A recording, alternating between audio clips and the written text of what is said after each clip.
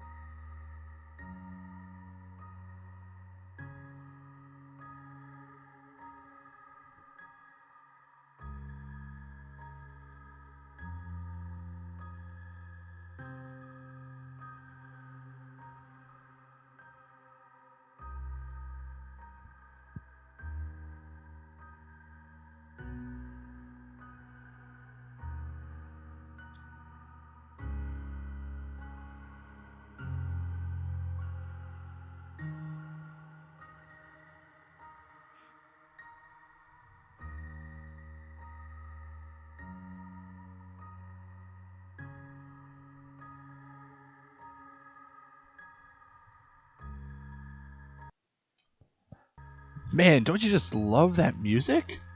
I do. Whoa, I didn't want to do this. Hold on. So yeah, hello everyone. This is Steven, aka Scuba Ghost. Welcome back. I'm back on Twitch. I have a mug of, whoops, of a mess. I have a mug of hot cocoa here with my cat on it, and for Master Lee, for everybody to see. And as you can guess it, I'm playing a visual novel game called the Innsmouth Case. And figured, since it is a visual novel, hello Apollo, I've missed you. Mwah. So, sorry, gamer ADD. So we are playing the Innsmouth Case. It is a visual novel game, and pretty much, as I see it, like a choose-your-own-adventure game. So what better way to do a choose-your-own-adventure than actually play it on Twitch and have the whole community choose the adventure and do what I want to do. So, as you can see, we have this forward up from the game itself, saying that, you know, recognize that, H.P. Lovecraft, had some horrible, horrible views on life and everything, but this has been produced by, a group of people that believe in inclusion and equality, and the source material is good. I'm not, condoning anything that, you found out about H.P. Lovecraft, but just recognizing it and saying that we've moved on from that. So, we are going to start.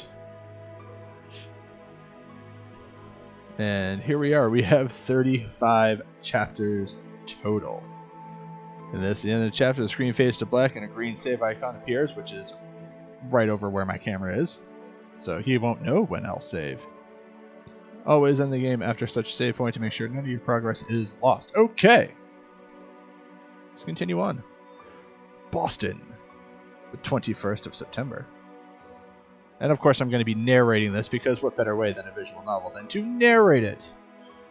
So, the last rays of sunshine filter through the blinds of your empty office. The pathetic stench of whiskey, cold cigarette smoke, and canned ravioli fills the air. The screeching tires and constant beeping of car horns out there on the street tell you that it's gone 8 p.m. People are on their way home, finishing their day.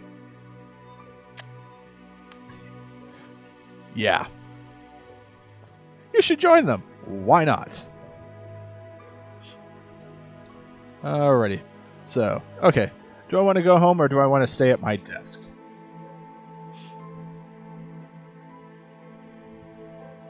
Do I want to go home? Stay at my desk? The choices.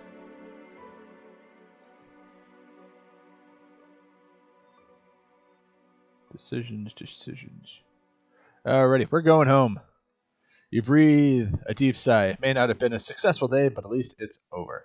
You're looking forward to a classic Friday night, watching old mystery series at home in sweatpants and getting drunk on cheap booze. Minus the cheap booze, but totally good for watching mysteries in sweatpants. Since the early afternoon, you've been staring at the foreboding bottle of liquor at the other end of the room.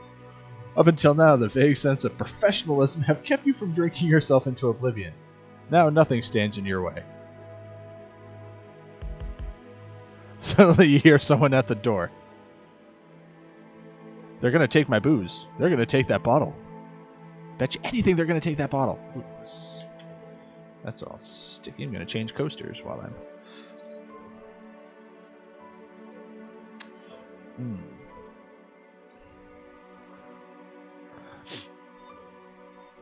Say, who is it? Yes, or don't make a sound. I am definitely going to do the whole, housekeeping! No one here! The door slowly cracks open with a timid creak. The unknown guest pauses, then in a breathy and melodic tone you hear a woman utter, "Hello?" Your insides cramp. You suddenly realize that you haven't cleaned your office all these years. Ah, yes. I would have heard the TV anyway. I don't know, but it kind of feels like office, so here we go. Do I want to quickly start to clean up, or... everything's happened. Might as well just invite her in. Sure, come on in. See this mess, or... Oh, I'm just tidying up. Not decent. Eddie Valiant. Yes, 9 months without cleaning is a lost cause. Come on, Eddie, I caught you with your pants down! Oh, speaking of mysteries, wife and I just watched, last week watched Who Framed Roger Rabbit. Best movie there is. Alright, let's invite her in. Oh. Speaking of a kind of Jessica Rabbit feel, by the light of the desk lamp you see more than a silhouette. A breathtaking woman lights up your office. No doubt older than 40, maybe even 50, hard to say. Clad in black, a skin-tight dress culminating in a décolleté that seems to defy the laws of gravity. Okay, she's had some work done. A smoky eyeshadow as dark as algae washed ashore. Ooh. Blonde, coiffed, wavy hair under a dark beret. The faint light of the setting sun catches in the strands of her hair, and you wonder how many heads this woman must have turned during her prime. I just really love the descriptors. She's completely different from your usual customers, nervous bankers with sweat stains under their armpits convinced their wives have something going on with the mailman. Every move she makes is calculated grace. Smooth as an eel, she walks towards you and sits down on the corner of your desk. Alrighty. Raise your hand if you think automatically she is completely and utterly sus. Determined, she walks towards you to sit down on the corner of your desk.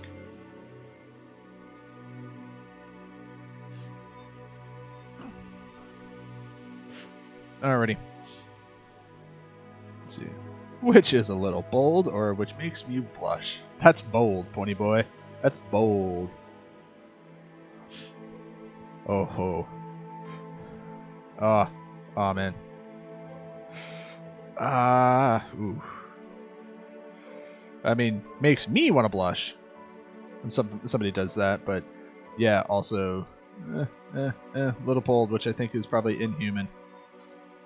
Which is a little bold without asking you first, but as a professional, you're not giving anything away. She seems to want to play the seductive damsel in distress. The quiet, amused voice of your subconscious is pleased that the stranger may be sharing your enthusiasm for film noir cliches. Gotta keep it together. A far louder voice is surprised that this woman seems to think that a sexy pose and revealing clothes could win you over. But both voices agree that they don't like being manipulated. You don't think that the stranger person on your table is trying to recover from a hard-working day as a lingerie model. Therefore, you see no logical reason for her behavior. Just to get a rise out of you. She begins to speak. Her voice is smoky and full of promise. My name is Dahlia Marsh. I'm looking for a private investigator. I was told you are one of the best. Ooh. Okay, so, story time. Actually, I can go here. Story time. So, that last name, Marsh, that is canonical with H.P. Lovecraft's work and with the town of Innsmouth, Massachusetts. I believe it is Massachusetts. So, it's great that they have it see it. And then in another Lovecraft game I'm playing, it's lost train of thought. One of the characters that you are investigating has the last name Tillinghast, which is also one such name. So, end of story. And also, to self-promote myself, check out my YouTube channel. I started a new series this week called Arkham Horror Mother's Embrace, which is another Lovecraftian game and spooky ooky. And check it out when you get a chance. And back here we go.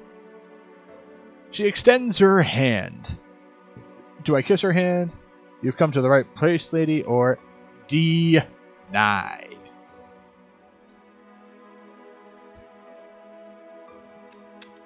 It's alright, Kitsune. Still love you. Even though it's the wrong keyboard, it's okay.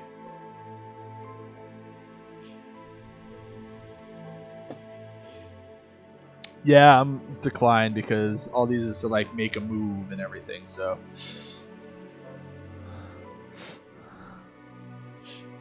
Fine, but I'm done for the week. It'll have to wait till Monday. Stranger chuckles suggestively. Oh, you don't mean that.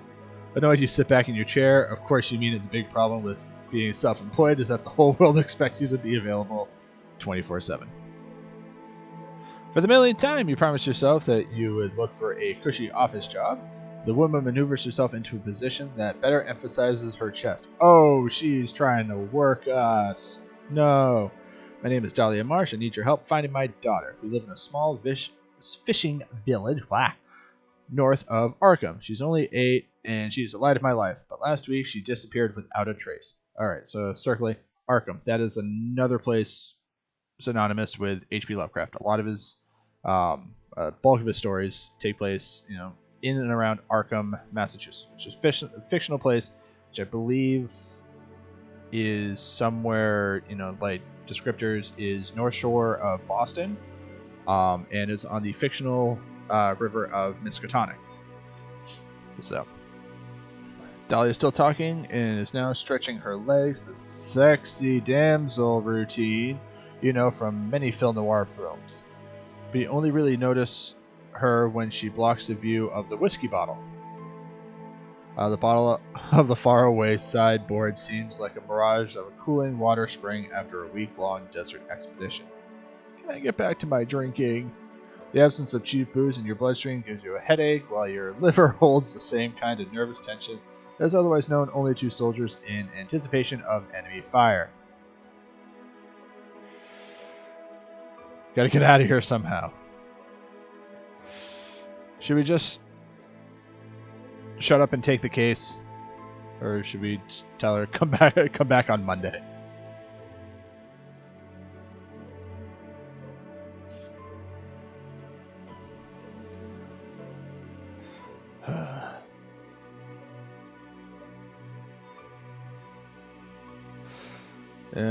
Kasune, what do you say? Take the case? Or take control and be like, no. You're going to have to wait until Monday.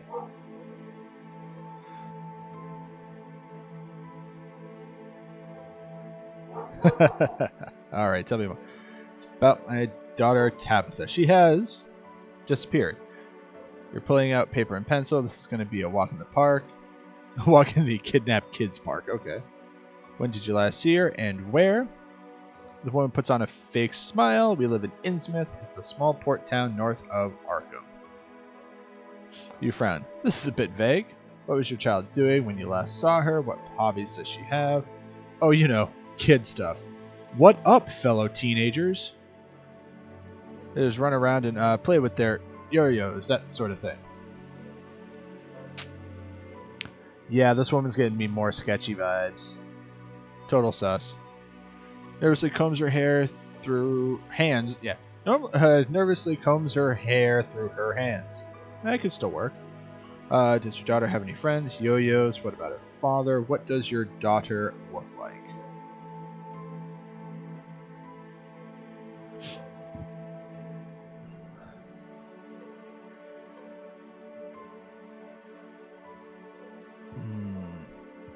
Hot chocolate.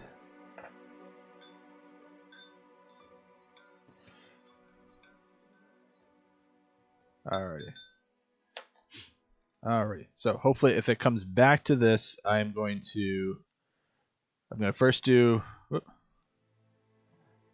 so I'm going to do daughter looks like first, and then, ask about Daddy Dearest, because that's just she's only the sweetest girl you can imagine. She's been missing without a trace since last week. None of her schoolmates have seen her, and no one knows where she might have gone.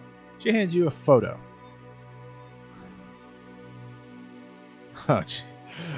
Look at this little munchkin. Oh, speaking of munchkin. What the shit?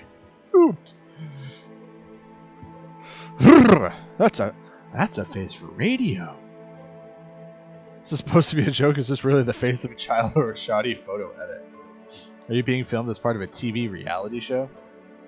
A bit of your stomach acid and the last bite of your lunch slowly surely make their way up into the back of your mouth.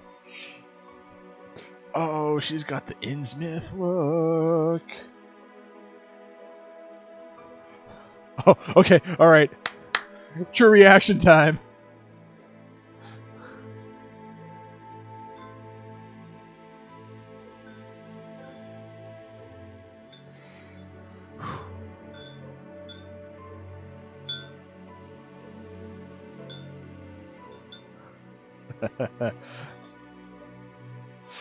Alrighty.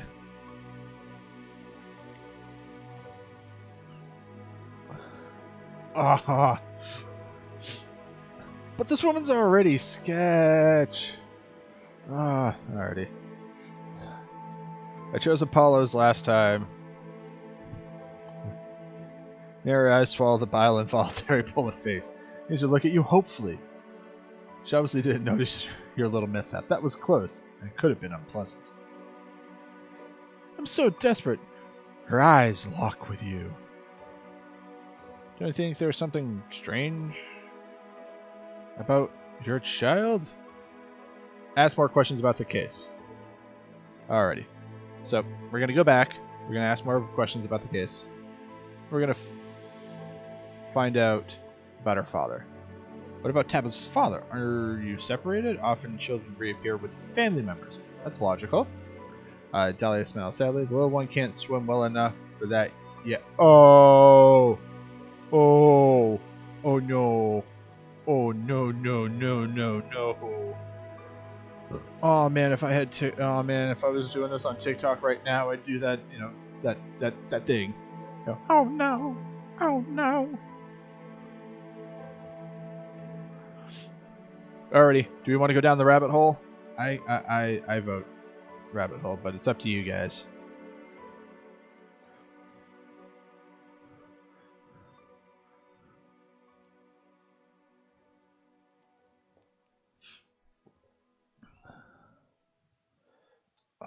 Oh god. Oh man, this is. I just let her talk, dig a little deeper about why, Dad. Okay, alright. Is Apollo? Trust me, we're gonna find out a little bit more about Innsmouth, I think. So I'm gonna dig a little deeper. You struggle to find the right words to respond to Mr. Christian's statement. What the hell do you mean by that? The kid can't swim enough. Turns out for no, she doesn't seem comfortable with you asking personal. Ah. Oh, just an old saying in our village. She smiles, but it doesn't reach your eyes. Oh, it's a fake smile. Turns her gaze away from you, looks dreamily, no, longingly out the window. Her father was a fisherman. Like most in the village, a few years ago he went out to sea but never returned. His boat was washed ashore weeks later. His colleagues told me that he had finally followed the call of the waves. You keep quiet for a moment. Deceased family members are always a sensitive subject. My sincerest condolences. She seems calm. Oh, somehow I always knew that moment would come. I think my husband is in a better place right now, and at some point I'll join him. Time out.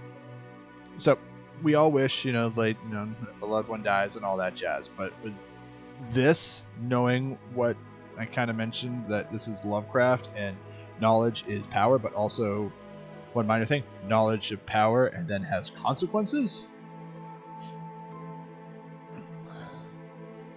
It's not pretty, and with Innsmouth, I'm not going to be doing any spoilers. You take a closer look at Dahlia's outfit. Judging by her behavior and her clothes, you never would have taken her for a fisherman's wife. Do we want to ask about money or go back to the details about the case? I'm not too fond of asking money questions, but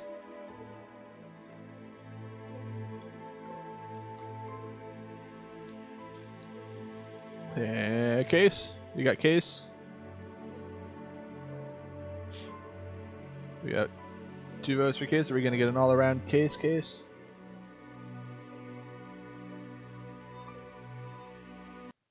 Oopsie. Oh, wrong thing. Case. Alrighty. Details about the case. Alrighty. Yo-yos or friends? Well, I mean, she said schoolmates or classmates, so I would think asking about friends would be logical. I mean, obviously we're going to go, or we can skip the yo-yo question. Friends. Did Barter have any friends she might be staying with? Classmates, sports club members, anything like that? Dahlia shakes her head. Very strange. You're about to ask if the girl at least had an imaginary friend, but you hold back. Yeah. Yo-yos. Hold on, yo-yos? Ring ring, you can hear it. You can hear that. It's the 90s calling. They want their outdated toy back. Oh. I remember the yo-yos. I remember the butterfly, the midnight one where you could do all the tricks.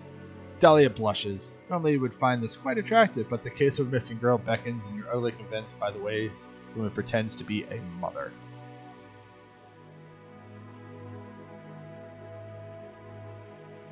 I vote not touching this woman.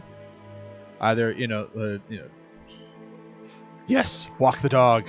That was the only yo-yo trick I could do in middle school. But anyway, I read that wrong.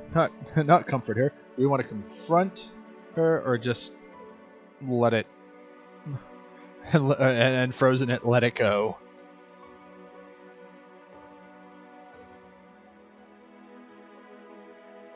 I do like the animation for this. Ooh. Alrighty. Kitsune, are we gonna go Elsa?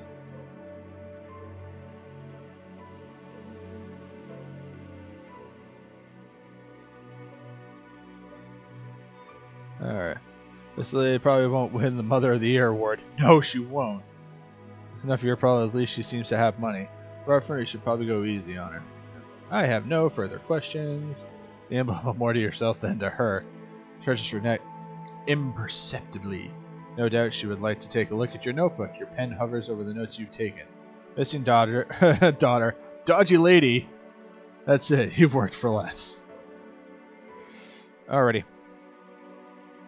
Do we want to reject or accept? Do we want to just go down the spoopy rabbit hole, or just see? Because I guess I was looking at this earlier. There's actually multiple endings, and I'm wondering if there's one that's like in Far Cry 4 where Pagan Min's just like, hey, wait here for 10 minutes. I'll be right back. And you sit there for 10 minutes. He comes back. It's like, right, let's go bury your mother, and that's the end of the game.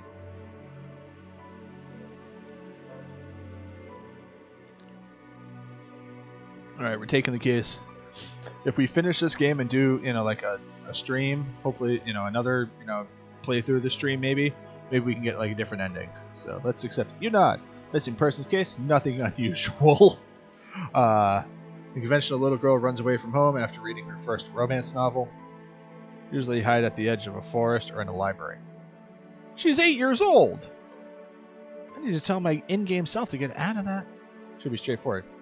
Or you can say anything. She drops a photo of the child and rolls a roll of bills on your desk for your expenses. You nod slowly, trying not to drool over the front of your shirt. You haven't seen this much money in ages. You don't have much time to prepare. A quick search reveals only one bus goes to Innsmouth, and only once a day. Pattern emerged in your research. A few news items related to this little coastal town are all about missing persons. In addition, you find some rather old-fashioned articles that praise the coastal town as a secret holiday destination. The best fish, untouched beach promenade, authentic fishing people are the recurring buzzwords. Sounds like I could, sounds like a place I could go for my honeymoon. Yeah, let's go to Innsmouth with the best fish and beach promenade and authentic fishing people. That was giving you the address at which you're supposed to drop off her daughter as soon as you find her. She also wrote down her phone number on the child's photo. Take another look at the picture before you pack your things. Alrighty. Let's have another non-throw-up time. Seaside Promenade, okay. Alright, do we want to do the bus or hitchhike? But I feel like if we hitchhike, it's probably we're going to be hitchhiking off the bus.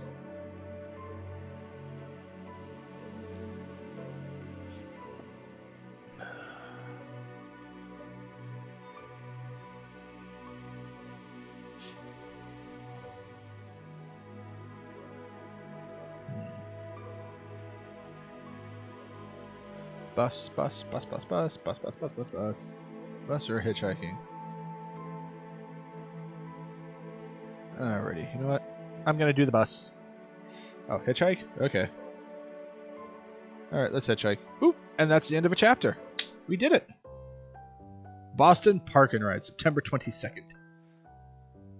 Your fingers gently stroke the banknotes inside your coat as soon as you leave your apartment at dawn. Only over your dead body will you waste this money for actual expenses. Yay! I'm a cheapskate.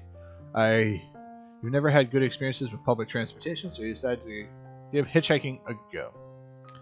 At this time, you usually still roll around in bed restless for another 2 hours or so, yeah.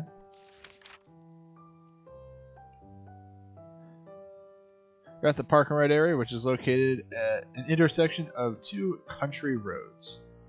It's where students and low-income earners meet to share the fuel costs of long trips, and you often see nomads and vagabonds trying to catch a free ride. Okay. Conflict won't be put in the last category, at least not today. Low clouds hang in the Boston sky, the air is gray, cold, and wet, and the progress of your mission depends on the charity and compassion of strangers. Alright, are we optimistic or are we just a bunch of poopy pants?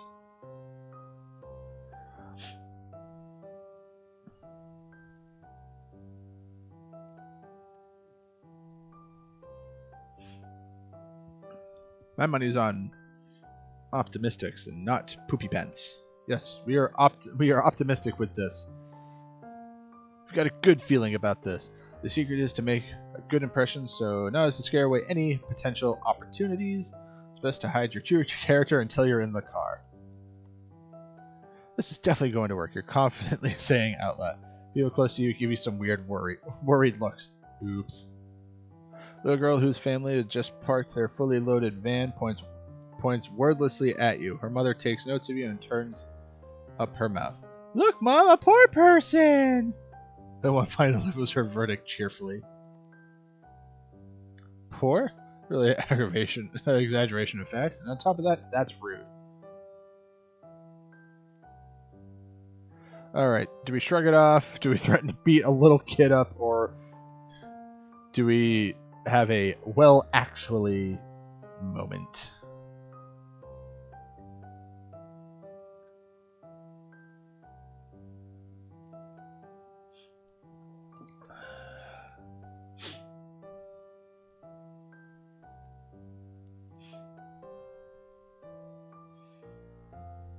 In the meantime, look at my kitty. Look at my kitty. Let's see if I can get. There we go. Masterlings. There we go.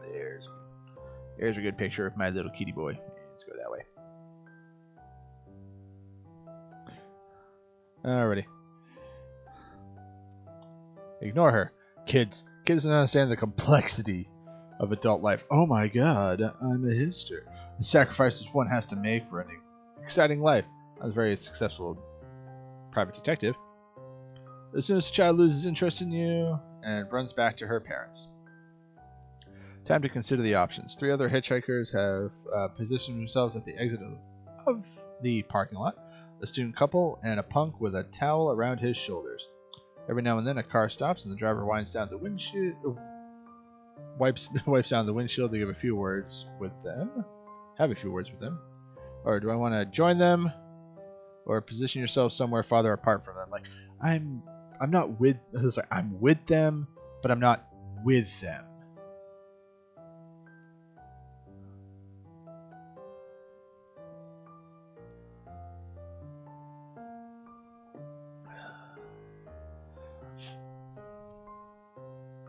But I mean, it seems interesting because it's probably best thing, and you won't get strange as like another poor person. Or, you just, stand on the other side of the exit to the parking lot. Alrighty. Distance yourself.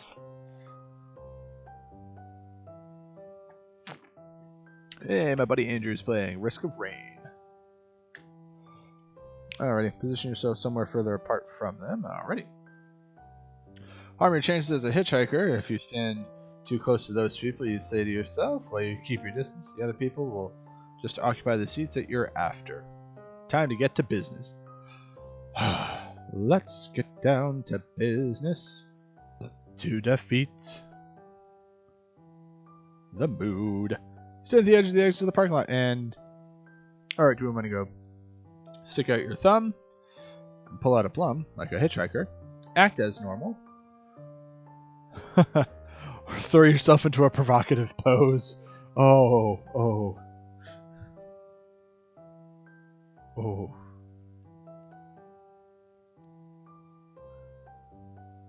Oh, this is going to be beautiful, whichever one. Oh.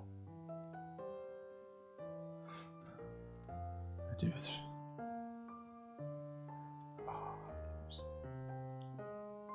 Let's see. Oh, I don't have any treaties. I can't lower my cat here. But he's asleep in his hammock. Alrighty. I'm saying provocative, yep. One of those sticking out of the trench coat angles suggestively, your hands on your hip. That's how you present yourself to passing cars. Fiery. but not easy. An uncut diamond on the roadside. A young couple looks over at you and their eyes widen. Admiration, you're quite certain, and a pinch of envy. You challenge their glasses and move your leg back and forth. Sully raises her hand and covers her mouth. He bites his lower lip softly. A horn pulls you back to reality. An old VW bus stops next to you. The car is sprinkled with peace symbols. Driver winds down his window and green smoke escapes the car. Hot moves! Wow! The driver laughs in a rough voice. You stare in the face of the modern hipster. Or is he a surfer bro after all? Hard to say. Complicated and yet at the same time messy man butt paired with a tasteless hippie shirt. Hesitantly, you examine your first option since forever. I'm Lonnie. Young man grins at you warmly. I wonder if he actually sees you through the wild curls that covers his face. Are you going to Innsmouth? Or say, young man, are you on drugs?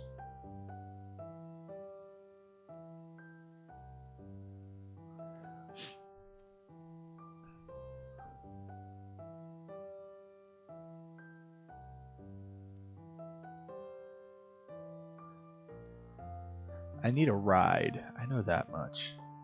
Drugs. Oh man. Alrighty.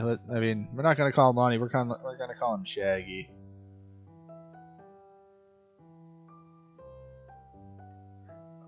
Innsmouth or drugs. Innsmouth or drugs. I'll go back to chat and see. Distance yourself. Yep. Alrighty. Whoops. Alrighty.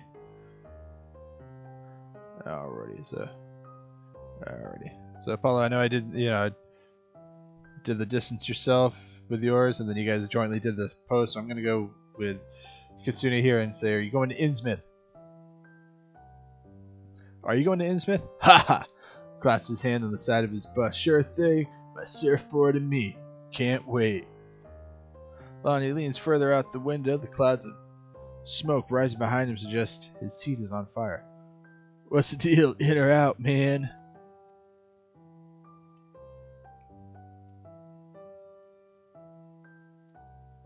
Alrighty, do we want to go with Surfer Shaggy? Does that mean we're gonna say we're out?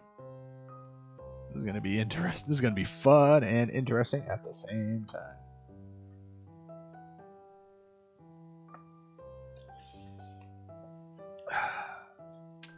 Gotta stay hydrated.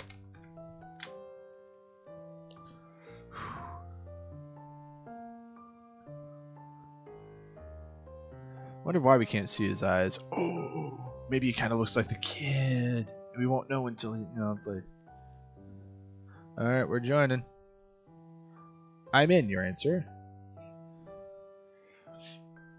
Lonnie grins, becoming even wider. Woohoo! Let's get going. You sprint around the bus. Lonnie has already opened the passenger door. A few cans of orange lemonade clatter on the asphalt and drop in front of your shoes.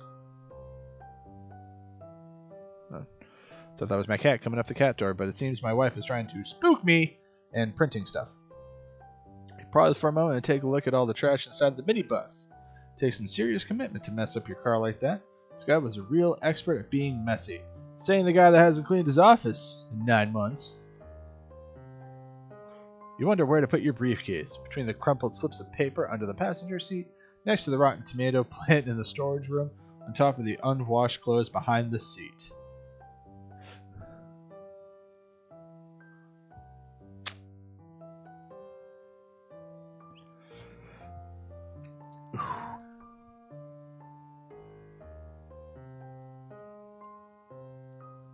Alrighty. I feel like this shouldn't matter, but it does. Yeah, party on, man. Let's see. I feel like either way something is gonna get lost.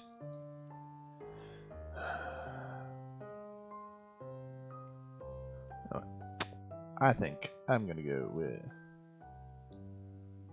Yeah, no, none of those seem fun or appealing. Oh, on top of the clothes? Alrighty. You stow away the bag and try to wipe off the transparent film of slime that now sticks to your hand. Lion makes a try for annoyed. Choo choo! Let's go! Push down the gas pedal and the bus starts moving. Nervously, you watch Lonnie play around with the control knobs of his old car radio while you're approaching a junction.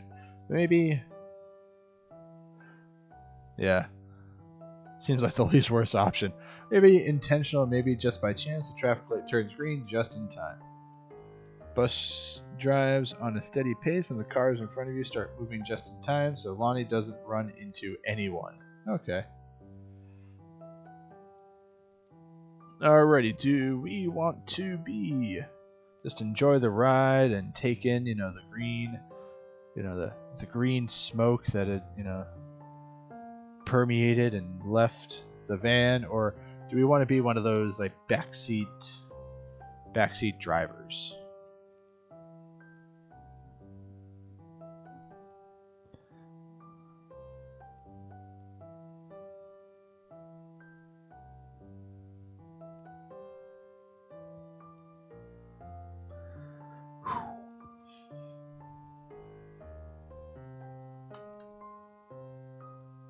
Enjoy the ride? Yeah, might as well just enjoy the ride. You sit back and relax.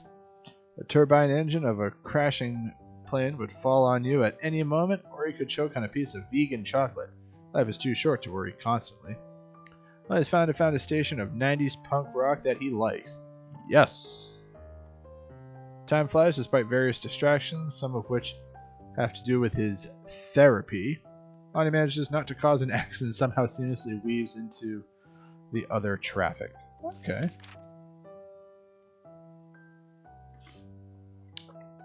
There in the car is stuffy. It makes you sleepy. Sleepy, sleepy, sleepy, sleepy. For the first time in many months, you feel relaxed. You're sure that everything is going to be fine. If you give your best on this job, there's an actual chance you'll find the girl, bag the money, and emerge as the hero of the story. So what brings you to Innsmouth, man? Holiday? Like, tears you out of your dreams. Mission? Or lie?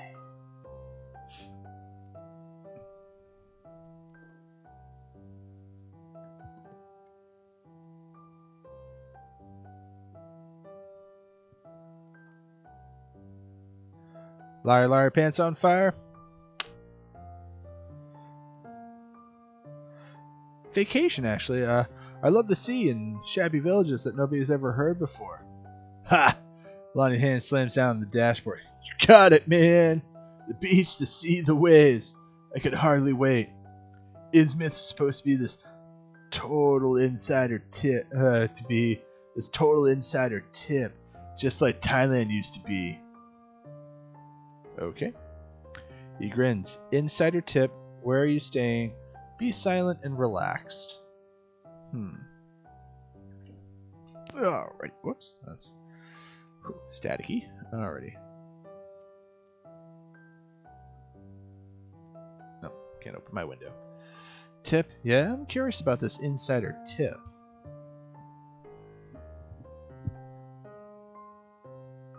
Insider tip? Well, super secret. So secret, in fact, that I don't even remember how I got the info in the first place. He rubs his double chin. I think it was in an online forum and somebody was praising Innsmouth as if it were paradise on earth. Not a soul, high waves, and perfect beach all to yourself. Lonnie, okay. Almost like a Johnny Utah from, Patrick Swayze's character, also from Point Break. Not Keanu Reeves, Patrick Swayze. Kind of has, not necessarily, like that, hey man. That matches up with your own research. Pretty much all the information you could gather about the small coastal town was about the beach, fresh sea air, and fish delicacies. Apparently this has lured quite a few surfers into the town, who now advertise the sleepy nest on the internet. Okay, so it's good to know that people don't just go to Innsmouth and then never come out. So they just kind of go like, hey, we're going to go surfing. And then like, yay, that was fun, we're going to go back. And it's not like, hey, we're going to go surfing. End of story. You let yourself sink a little deeper into the upholstery. Slowly but steadily, the bus chugs through the countryside. Not the fastest, but definitely a cost-effective way to move around. And the best thing, Lonnie hasn't mentioned anything about sharing the gas money yet. You've hit the jackpot. With these blissful thoughts, you drift into a light sleep. Oop, finished another chapter. At some point, the vehicle leaves the country road and turns near a window sign. It says Innsmouth, written in big red letters which are slowly peeling off the sign. Your journey continues along a narrow and bumpy country road with lots of potholes. In the distance, you can already make out a few houses. Seagulls are circling the roofs of the far side of the coastal town. Okay. You approach another wooden sign with the words cars on diversions scrawled on it messily. An arrow underneath points to the right. Alright, the sign points away from the route that leads directly to Innsmouth, presumably a diversion. Or detour, I think it might be detour. You are sure that the other board directly underneath with the words other routes actually point in the direction leading directly into town. Odd. Yeah, that's odd. Lonnie is already indicating and wants to turn into the detour lane. Don't get involved. Ask him to follow the other route signs.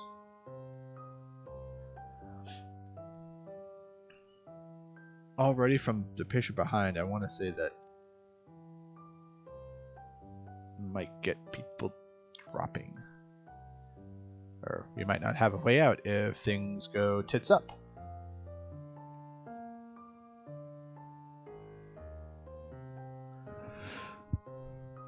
Whew. Pardon me. Alrighty. Do we want to follow the directions of the signage, or to the Darkwing Duck and let's get dangerous? Alrighty. Me, I'm partial to getting dangerous. Yep, other routes. Other routes. Rather not follow the diversion. You know, just go straight ahead. We're nearly there anyway. Besides, we're in a VW bus, so technically that's not a car. Lonnie scratches and indeed steps on the brake. Looks like he's in agreement with you about the diversion. You know what? You're right. Let's do it. Lonnie switches off the turn signal and continues to follow a direct route into town. How strange. Your van drives past a huge scrapyard. Parking lot? All the way out here in the middle of nowhere, so far out from the actual town. Past another wooden sign in flaked off letters that tells you it's supposed to be the Innsmouth Park and Rest Area. A lot of cars are giving off the impression that they've been parked here for a very long time, potentially years. So we're alrighty. So okay, yay! Fine sand that covers the bonnets and windscreens, fallen leaves gathered next to deflated tires. Some of the cars have started going rusty. Minivan continues along the road, passing the first small old houses. Change from the country road is uneven brick road, only minimally improves the journey, except Lonnie, who seems to like it. I mean, I kind of love those old uneven brick roads. Remember, walking along, it's gonna sound strange. I remember walking along the mall at my,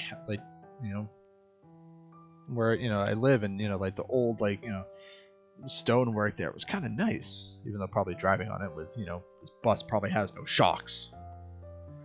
Dude, he shouts enthusiastically, puts a heavy metal CD into the CD player and turns the volume all the way up to 11.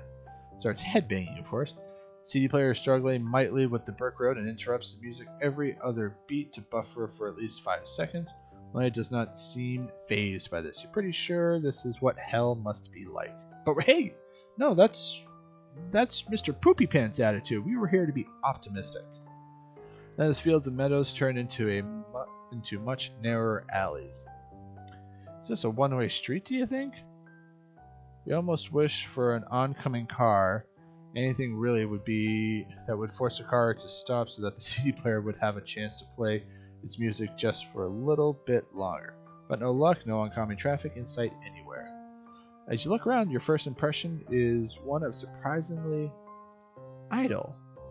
Innsmouth is an old town, even by New England standards. Many houses seem to be from 19th century but are in good condition. Or they've at least received a new lick of paint not too long ago. It's just that the roads are now worryingly narrow. Your side mirrors are being scraped along the brick walls, and you think it's really impressive that Lonnie's bus isn't getting seriously damaged by all this. Wow, how close was that? He says after scraping around a corner. Man, I got real bus surfing skills. Lonnie's enthusiastic voice repeatedly cuts through the white noise that has settled in your brain. Together, you and your brain decide to jump out of the driving car as the next best opportunity. With quick steps, you make your way into the town center in the direction of the coastline. Not long ago, the sun was bright in the sky, but already the first wafts of mist are creeping into the streets. The air feels heavier, and the sun can no longer penetrate the fog. Time to think about where you want to go. You slow down, leaning your briefcase against a wall. You start pacing along a quiet alleyway. You have an important choice to make right now. The city center is in the north. Even from afar, you can see the outlines of old and ornately decorated buildings in the main town square. Here you should find the police station, the main shopping street, and of course, town hall. As a coastal town, Innsmouth, of course, also has a harbor. During your research, you found out that this is a busy area which includes a dreamy beach. You expect there to be mostly tourists. The old town, according to your research, has the only hotel in town, the Gilman Hotel. You could decide to check in and freshen up. Just when you want to set off, your heart leaps into your throat. Where a moment ago your briefcase was leaning against a wall, now is nothing. Disrupted, you walk up and down the street, peering into alleyways and over a fence, but there is no one in sight. Did you actually bring your briefcase and put it down here? Or are you going mad? At least you can take comfort in the idea that the thief will be surprised by what he finds when he opens the briefcase. Quite a lot of pieces of paper with phone numbers, but no names on them, sweets, scrunched up underwear.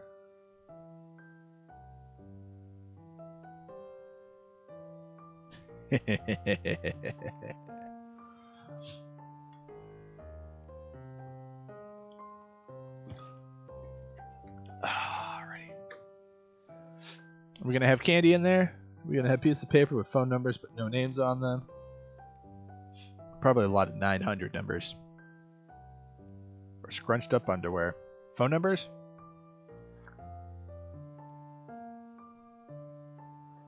Alright, looks like we're going to be going phone numbers. You think you can cope with the loss of your briefcase? Luckily you didn't take anything actually useful or valuable on your trip. You check the alley one last time. Apart from a pair of moving curtains on one of the windows, you don't notice any clues that could lead you to the culprit. Doesn't matter now. It's important that you keep moving. Only a few hours left until the sun goes down. First thing you visit. Alright, do we want to go to town center? Do we want to go to the hotel? Or are we going to go to the harbor? There's only a few hours of sunlight left.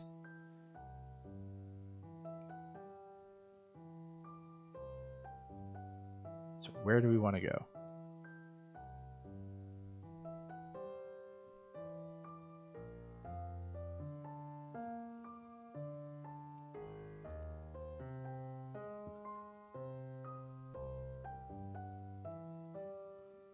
Alright, where do we want to go?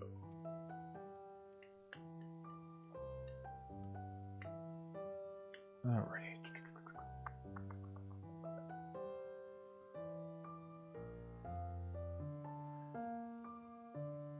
Alrighty. The harbor, the harbor. Alrighty. Here we go. Going to the harbor. Aw, I love it. Cool. I spelled harbor with a U.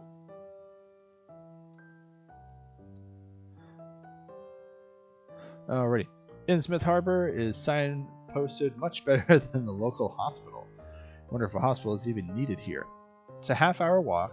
A mile-long carpet of cobblestones is now ahead of you. The traffic in Boston is more hectic, but at least they've heard of asphalt before. As you keep walking there are fewer and fewer residential buildings along your path. In their stead, there are now warehouses that must be fish markets.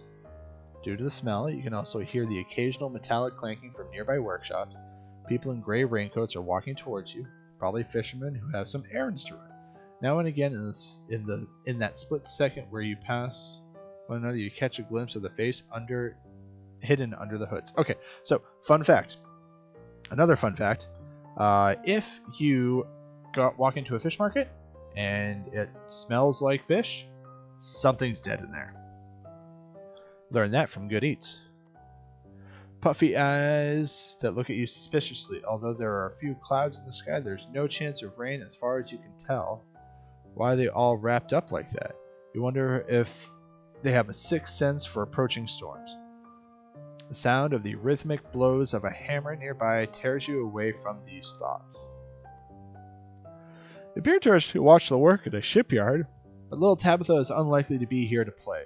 From a distance, you can already see the masts of the boats, which rise up into the sky like a row of spears. Okay, so already we kind of know like it's set pretty modern, and with fishing boats and stuff. So, given like the picture and stuff, and the descriptors, the masts. So these aren't like commercial fishing boats that you'd see coming out of Gloucester, or down where like down we live on Cape Cod. It's just something doesn't also seem right. Just kind of tucked away, no connection to the outside world. You walk along a small street at the quay within the harbor basin just behind it. Do we want to take in that nice salty air, fresh breeze with no smog, and just enjoy, or do we want to just snoop? Snoopers be snooping.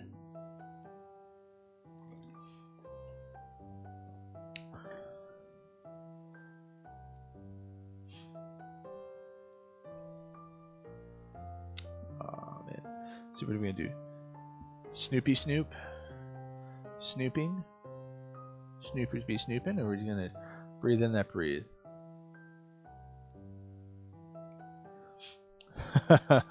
Look around, how lucky we are to be alive right now. Yeah, the harbor is splendid. Boats of all shapes and sizes are coming and going. Nets are being emptied out, and the fish seem to be endlessly splashing into huge freezer boxes. Local trades are being sealed with handshakes, and at the end of a wide headland, a huge lighthouse watches majestically over the bay. The ideal postcard motif if it weren't for the people. Oh, and look, we got somebody else joining in. About time she showed up. You only know fishermen from the movies, and you have to admit that you have certain prejudices. Prejudici? These include: they have weather-beaten skin, and the captains always have well-groomed beards. They are either strong, silent types or hard-drinking lads who sing filthy sea shanties. But these creatures in front of you are neither majestic nor leery. They move around like some tragic hunchbacks you'd expect to see in a French cathedral.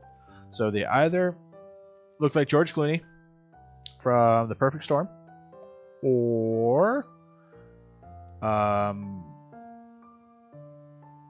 the dude from Step Brothers that wasn't Will Ferrell, who was also in The Perfect Storm. You guys know who I'm talking about. A few yards to the right, there is a fork in the road, and the sign pointing further north. Its inscription reads, Innsmouth Paradise Beach. In the far distance, you see a building that looks like a church. Hang on. A church? On the coast? How eccentric. Alrighty. Choice time! So, Ophi, welcome to the party. If you haven't already guessed, we're playing this game, and it's a visual novel. Yes, Apollo, it was also in Guardians of the Galaxy. So we're going to choose where we're going to go next. You guys are going to choose where we're going to go next. So we're either going to go to the beach, we're going to go to the church, or to the lighthouse. Yeah, it's also very New Bedford.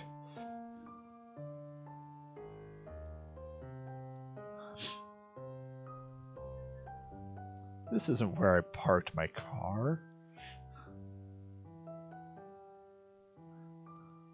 Oh god, what was that movie from? Oh yeah, Road Trip.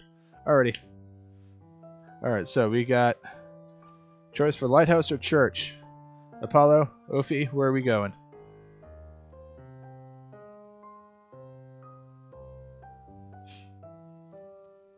That's my dear old sister. She's going to troll us in the chat.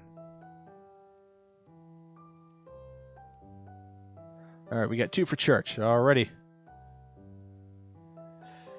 Alrighty. Everybody, we're about to head over to the esoteric, No. Dear... Yes, Kasube. Yes, Kasude. Yes, exactly. We're gonna go to the chapel, we're gonna get murdered. Because, lo and behold, spoiler, it is not a church, it is the esoteric order of Dagon. Church located on a hill overlooking the harbor, you're immediately drawn towards it. You scroll along the docks towards the cliffs, you take in the pleasant sea breeze and the hustle and bustle of the ships. Your original mission pops into your mind. This place is so relaxing. It's just too easy to forget about that little girl. Oh yeah, so there's a missing girl, and her mother is completely and utterly Jessica Rabbit, and her daughter pretty much looks like, you know, a face for radio. Out of the corner of your eye, you see 3 fishermen whose boat has just moored. They're not working. In fact, they're not doing anything. They're just standing there, looking at you. That feeling is starting to slowly overtaken by anxiety. What you looking at? What are you looking at me for? Speed up your pace. What you looking at? You talking to me? Are you talking to me? Are you talking to me?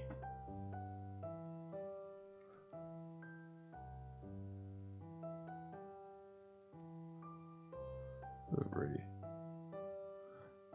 Part of me wants to get that Bostonian that Bostonian outlet. What do you want? Going to Dunks. I have a medium extra.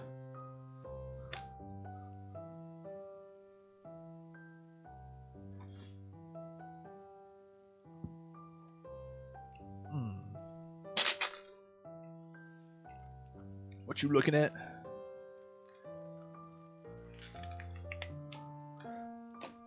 Yep. Alright, what you looking at? What are you looking at me for? You shout across at them, giving them an aggressive look. You bet these little COs have never before come across a tough city type such as yourself.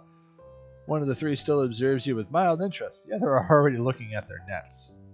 That's right! After a few yards, you turn around again. They're all gone. The crew must have disappeared below deck in their little boat. What a strange bunch.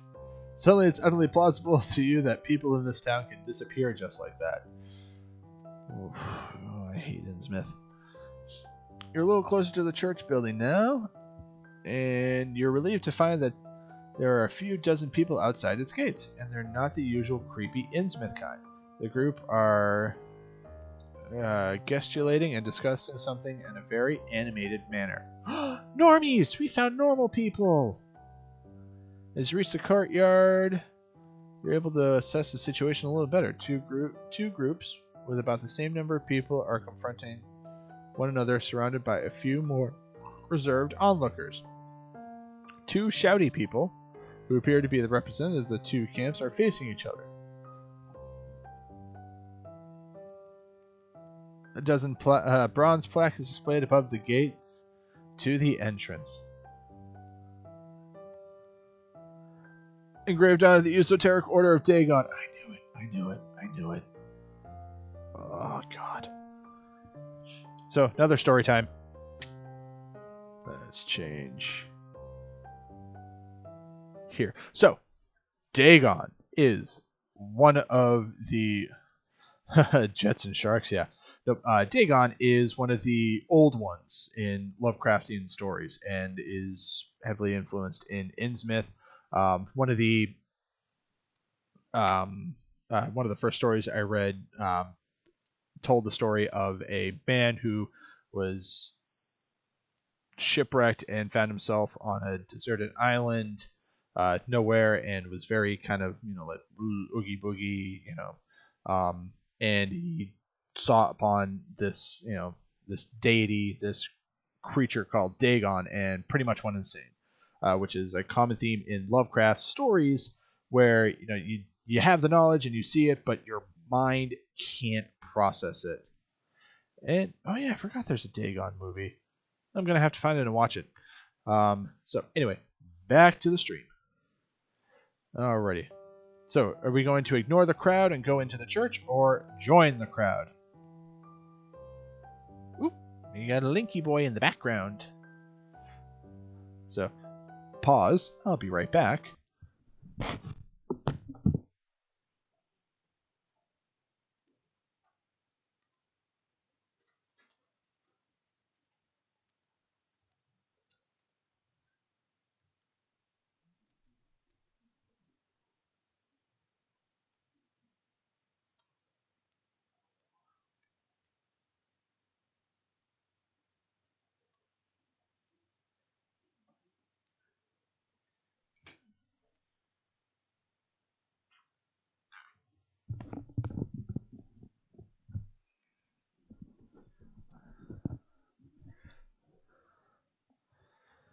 Alrighty, well, that was an epic fail. I tried to get my cat to sit on my shoulder, but no, he's not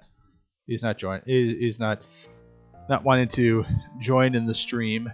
Fortunately, I don't have any treats for him either. So alrighty. So, oh hey, Ophi, take a look at my special mug with pictures of Link on it. Alrighty, so back to the stream. We got one vote for joining the crowd. Maybe doing one of those like Dane Cook, like somebody pooped on the coats.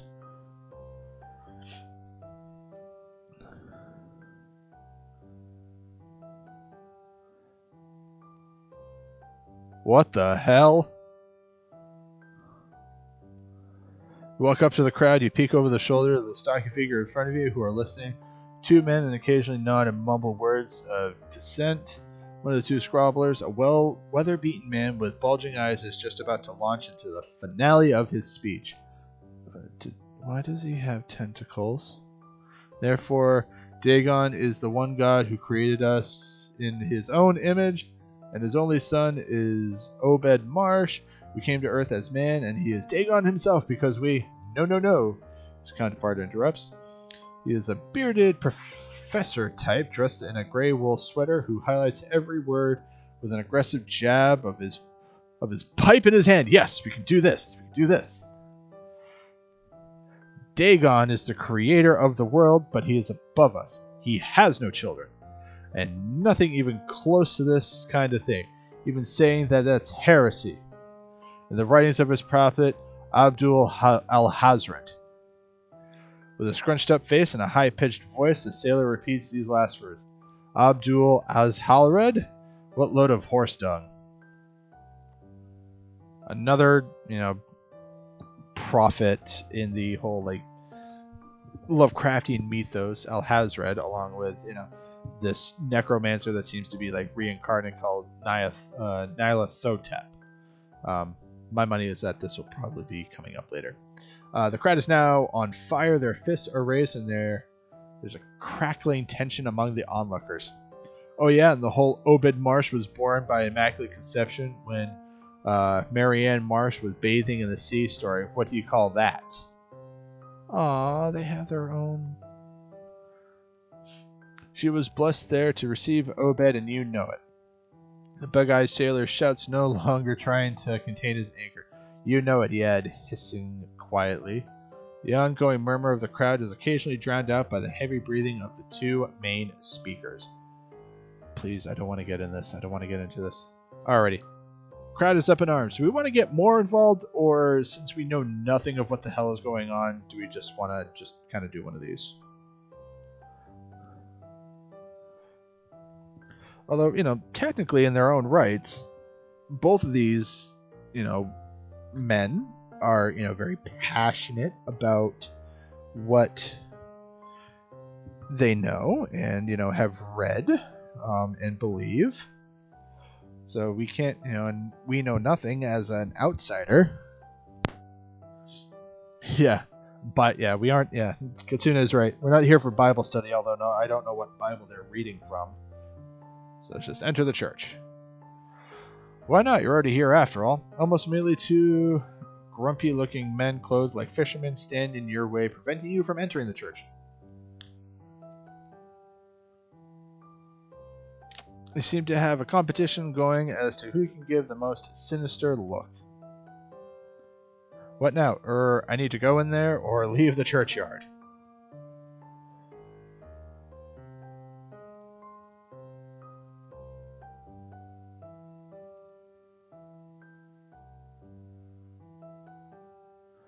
Alrighty. For me, personally, I'm not one to, confrontation. I'd rather talk my way out of a paper bag and everything. So I'd just be like, hey man, just back away. But this is a collab story. We hear what everybody else has to say. Meanwhile, I'm going to have some water.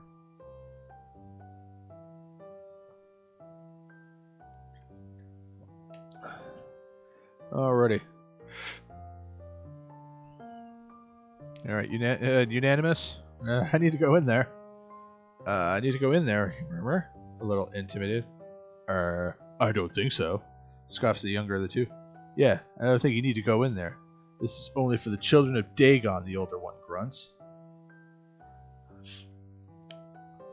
Here to kick ass and hand out pamphlets? No, I'm a private investigator. Yeah, I'm going to kick ass, but I'm not going to hand out pamphlets. Alright, well, I guess we're going to leave the churchyard. You decide to leave. Other than religious fanatics, the Church of Dagon does not seem to have much else to offer. And there's enough of those in Boston. You walk down the sloping path which you have come until you are back at the quay wall at the harbor. Those are that's a different old one there. Alright, so do we want to go to the beach or do we want to go to the lighthouse? Actually, I think somebody had mentioned one and then the t'other.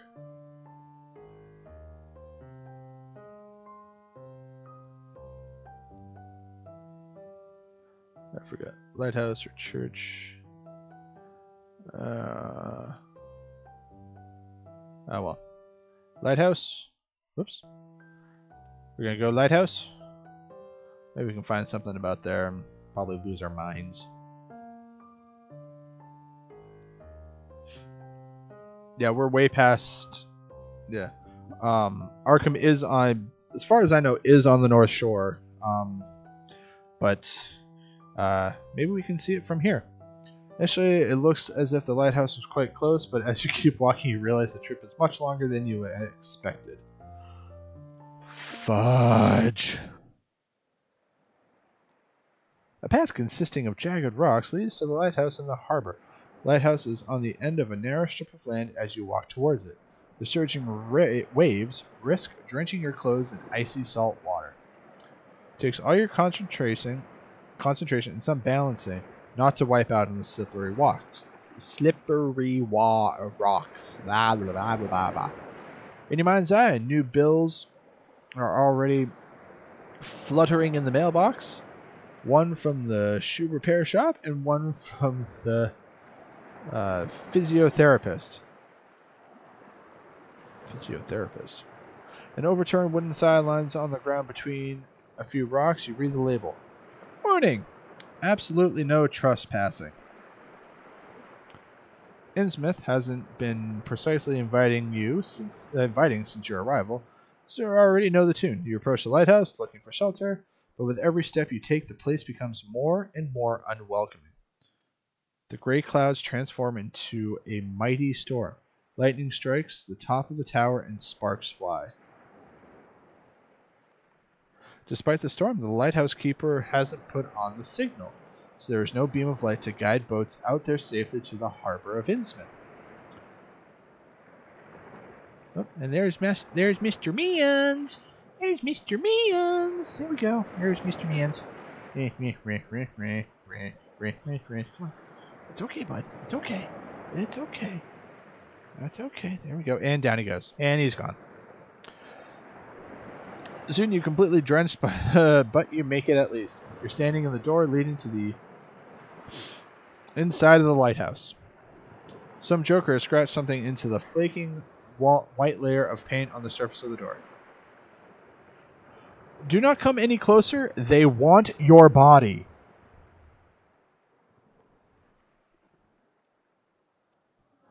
Sounds suspiciously like a UFO sect, a sex cult, or danger. Yes. Sorry, Paul. It was just a brief thing. He's been a bit of a brat lately. So, if I had treats on my desk, he'd be like, "Hey, love me. Sex cult.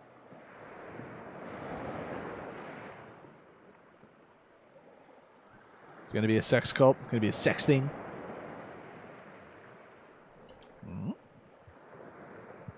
Link in his plastic, in his paper bag. Alrighty. Sex cult. One hears of these sex cults all the time. You regularly watch documentaries about them. Sorry, Opie. We got the next one.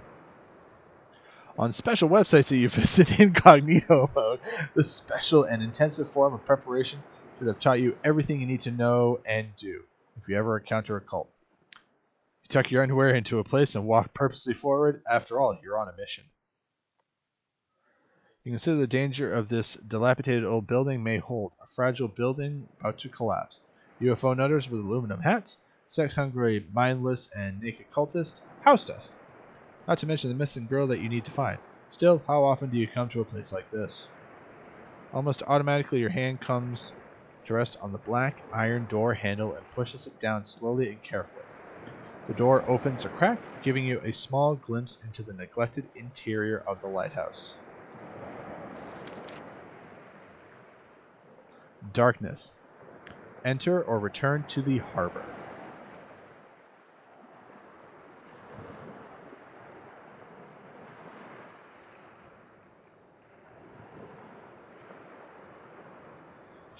Yep. Alright, we gonna enter or are we gonna return to the harbor or enter?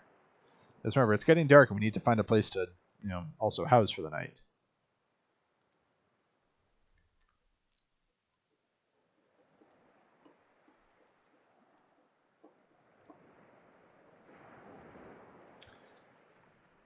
Darkness? Yeah, that's right here. Yeah, you're right, probably entering will probably end badly. So we got one vote for attacking the darkness and one vote for returning to the harbor.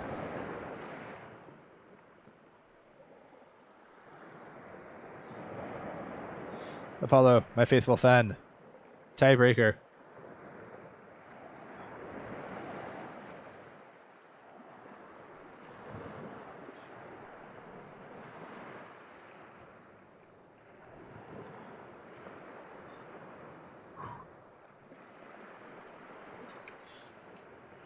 Of course, I could roll a d20 on this. Enter. Alrighty. Unsure what to do next, you peek into the darkness. It's a dark, tall building, a very, very tall and thin building, admittedly. It's highly unlikely that the lighthouse will collapse today of all days. At least this is what you keep repeating in your mind, like a mantra. You step inside. It's dry but cold. The icy, stale air cools your shivering limbs even further. A spiral staircase leads up to the higher levels and to the top of the lighthouse. On the higher floors, you can see round windows in the side of the wall through which thunder and lightning throw brief flickers of light. Even the lower corridor catches some of the light, so that you find yourself not completely in the dark. There are also some lamps that wind up along the banister. Ooh, maybe, because I've got everything streams okay. So, ooh, sorry, Mr. Apollo. Black and white tiles on the floor have probably not been cleaned since the dawn of time. The storage boxes are cluttered around the place and take up but a third of the area of the ground level. To your astonishment, the walls of the lighthouse consist of a solid stone foundation. The metallic red and white painted exterior cladding must have been installed sometime later as a modernization measure. They think that a sex cult in here is now a bit unlikely, but you do not want to give up hope just yet.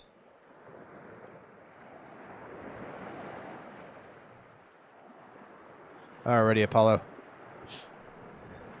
Always good to restart, but we'll catch you back. We still got time. We still gonna explore the lighthouse. So, in the meantime, are we going to flip the light switch, inspect the boxes, or walk up the stairs? I mean, my money's on kind of flipping the switch, but that'll also... Okay, we got inspect the boxes, because we flip the switch, that'll alert our presence, and apparently they want our bodies, so that might bring the sex cults. Let there be light. Ooh. Flip the switch, alrighty. Trying won't hurt unless, of course, you blow a fuse. You flip the light switch and wait in the twilight for something to happen. You know from old lamps in the cellar that they sometimes need a little time. Throw the third switch. You flip the switch again and again. You come to the conclusion that you have to make do with pale daylight. Alrighty. As you look more closely, you realize that there's an inscription just above the light switch. Alrighty, less of a delay. Alrighty, so there's an inscription just above the light switch. Do we want to read the inscription, inspect the boxes, or climb up the stairs? Alrighty, read it. You managed to make out activate to close the electrical circuit. Electricity powers many machines, especially those giving off light and warmth. Indeed, that is how light switches work.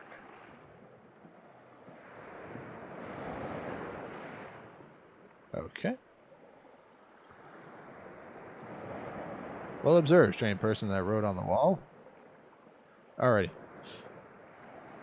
So, inspect the boxes or climb up the stairs.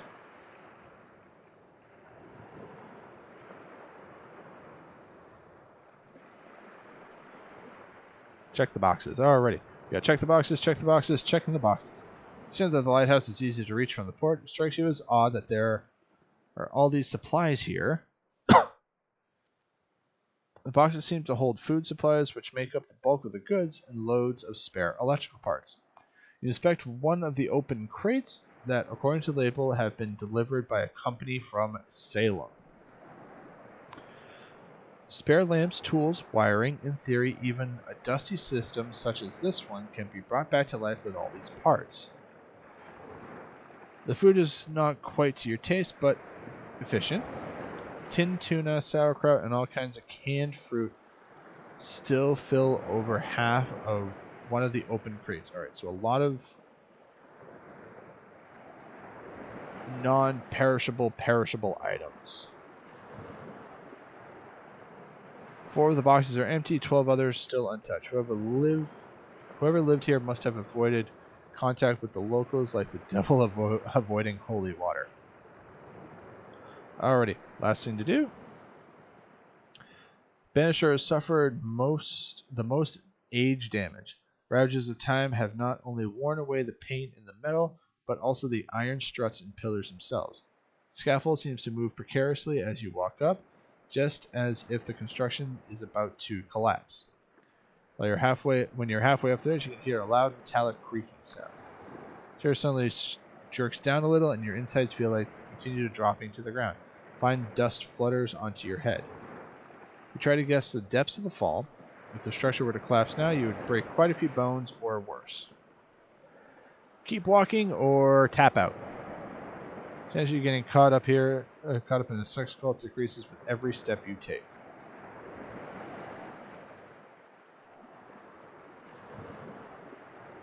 And there goes Link. Alrighty. Let's keep walking. Alrighty. Turn around. Alrighty. I have a turnaround. Turn around. Every now and then I get a little bit. You rattle the banister to check again for stability. The iron wobbles and gives way easily, not the kind of thing you're looking for in a banister.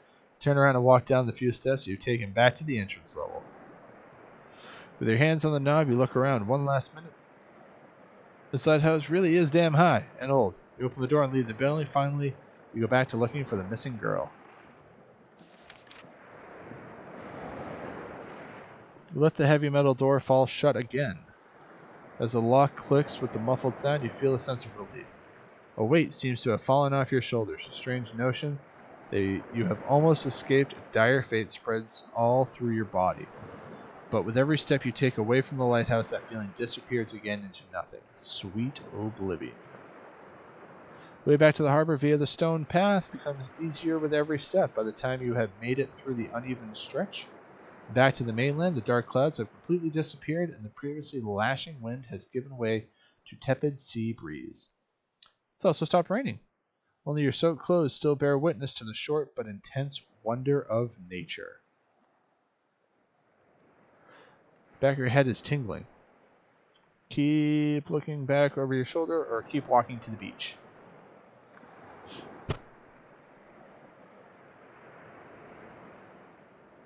Oh, I had some dropped frames. Okay, but still got kilobytes per second. Alrighty. How do we want to do this?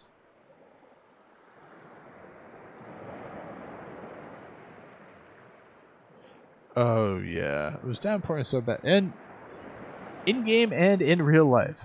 Alrighty, looking over the shoulder. What a strange place. As if to reassure yourself that the lighthouse really exists, you look back over your shoulder.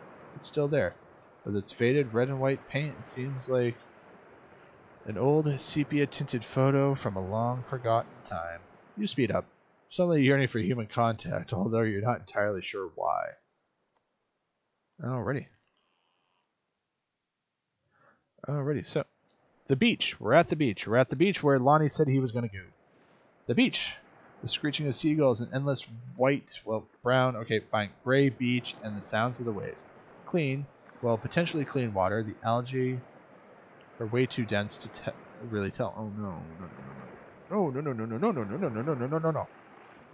You walk on the sand and move a little closer to the waterline, curious about what might you discover there. Although the sea is not stormy and the tide is low. Oh man, Paul. Oh, COVID spot. Was that the height of the rain? Oh man. Well, he made it through the rain, so awesome. And if you don't mind me asking, what shot did the Mrs. Apollo get? Moderna, Pfizer, JJ?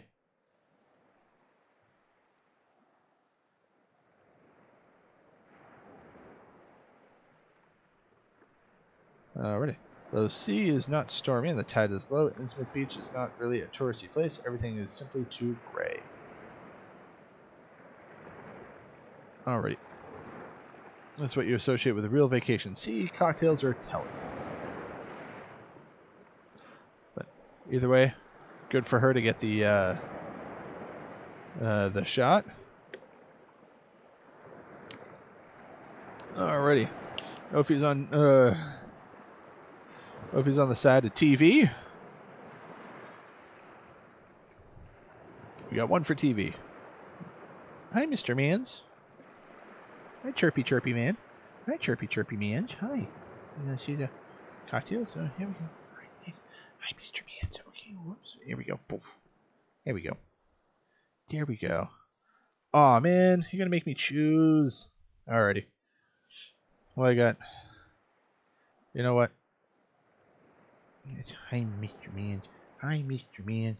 Hi, yes, Mr. Mans. Yes. Hi. Alright, what do you want to choose? Do you want to choose the sea? The cocktails? Yeah, we live too close to the sea to be on vacation. Alrighty. Cocktails. Cocktails! More paper umbrellas, bits of fruit, and straw, the better. You rub your hands, you can hardly wait to blissfully collapse into a hammock with a drink in your hand.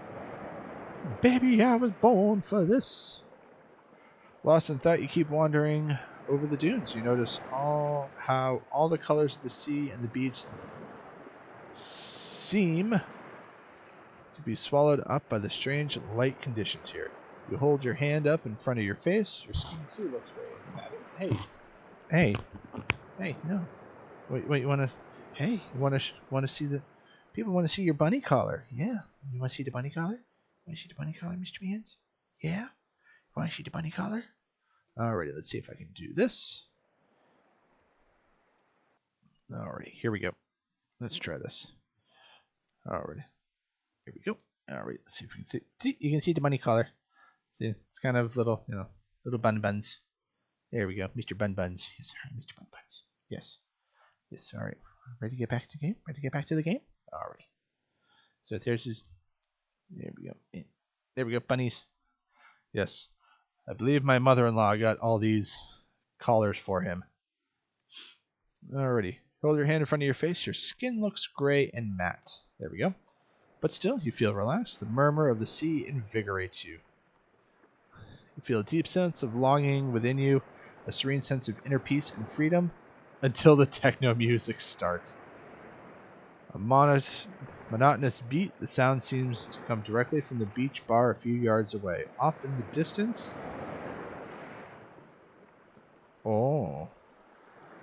distance, which appears to be surrounded by about a dozen people. Oh, you were messing with Mama Seedlings? Yeah. You know you're not supposed to be there. I know you want the cat grass. I know you want the cat grass and the catnip. Given the strange, changing weather, perhaps no surprise. What else is one supposed to do on a beach apart from drink cheap cocktails and dance to bad music? Something strange grabs your attention. Kind of cage standing in shallow water, perhaps 12 feet wide and deep. Oh, now he's purring. Nope. Okay. Alrighty. We walk. Do we want to go to the bar? Continuing our... Ooh, shark cage. Alrighty. But do we want to go to the cage? Do we want to go to the bar and get our drink on?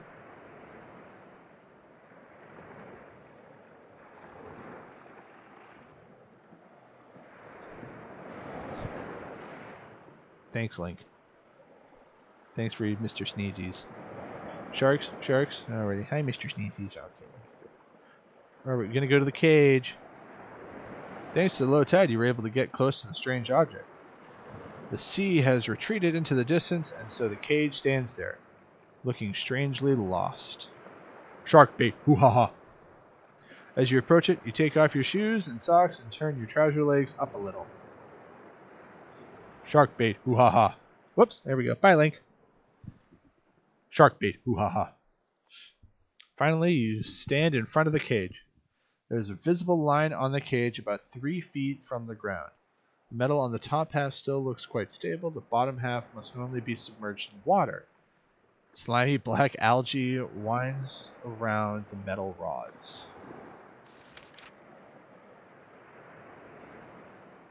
What's strange to you, the position of the cage or the size of the cage?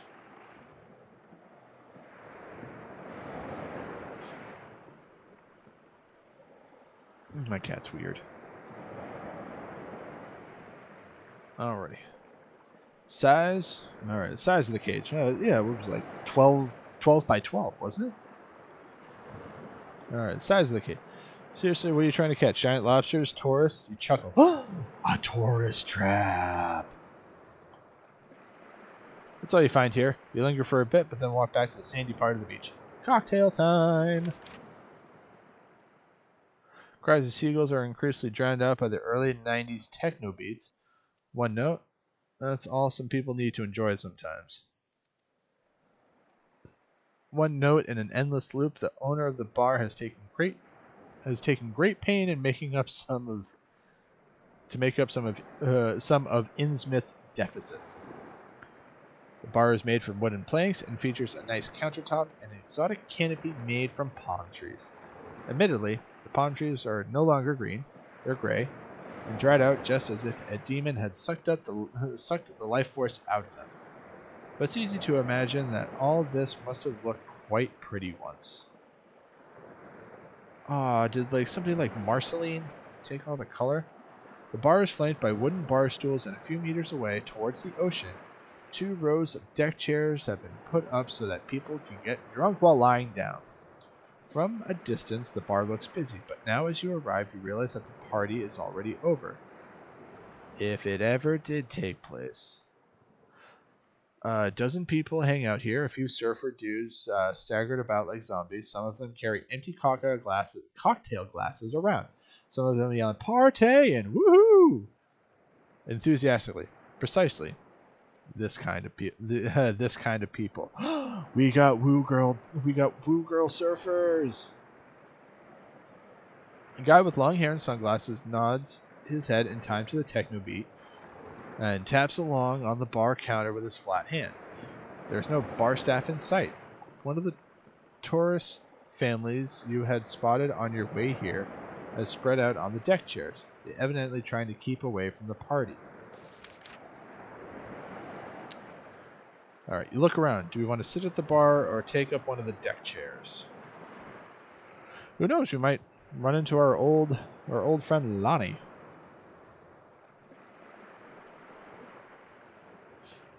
I love it when I make puns. Bar. Yeah, it is cocktail hour. Everybody else? Bar. Babar.